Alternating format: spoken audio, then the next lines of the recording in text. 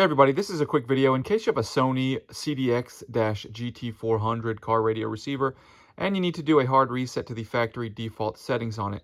Now there's basically two reasons you would want to do this. The first one is troubleshooting.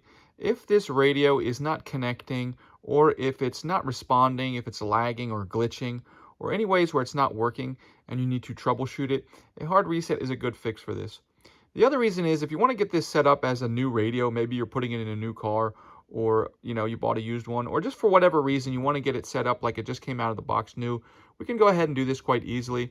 We just need to find the reset button, which is actually behind the front panel on the rear panel, right about here, just lower to the right of the wheel. So all you need to do to get there is you're going to need a pen or a pencil or a paper clip or something to press the button, and you want to make sure your radio is turned off. And then you're going to come over and hit the open button. It'll kind of flop down. You'll move it slightly to the right, and then this left end will swing out, and you can remove the front panel.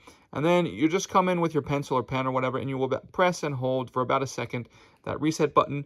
Then you can go ahead and put the front panel face back on, and your radio will be reset.